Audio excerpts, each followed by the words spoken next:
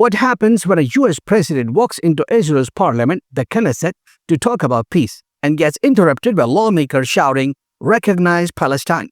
Yeah, that actually happened. And the reactions?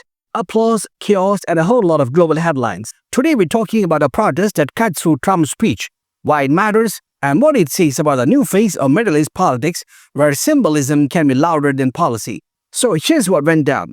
Trump was in Jerusalem, standing before members of the Israeli Knesset, giving a speech about a new ceasefire in Gaza. A ceasefire that, according to him, marked a triumph for Israel and the world.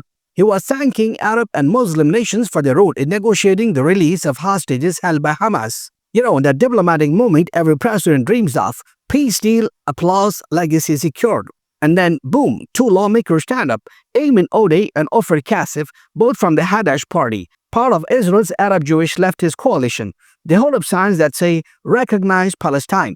Instantly, chaos. Security moves in, the speaker bangs his gavel, and they're escorted out of the chamber, while other lawmakers clap to drown out the disruption. Yes, they literally applauded the protest being silenced. That's like someone getting kicked out of class, and the whole room starts cheering like it's a touchdown. Trump looks around and goes, "That was very efficient."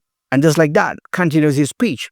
That one line, dry, smug, oddly comic, tells you everything about how political theater works. Now, let's talk about what Ayman Odeh and Ofer Kassif were actually protesting. Their message wasn't random. They weren't just heckling for attention. They were using the world's biggest political spotlight to send one message. Peace means nothing without justice, and justice begins with recognizing Palestine.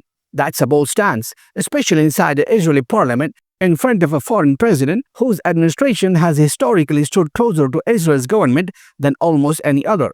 After being removed, Odeh posted on X, "The amount of hypocrisy in the plenum is unbearable. Flattery for Netanyahu does not absolve this government of crimes against humanity committed in Gaza, nor of responsibility for the blood of Palestinians and Israelis alike." Now, you can agree or disagree with his tone, but the fact is, his protests hit a nerve, because while Trump was praising Israel's triumph, Gaza was still reeling from destruction. Let's zoom out.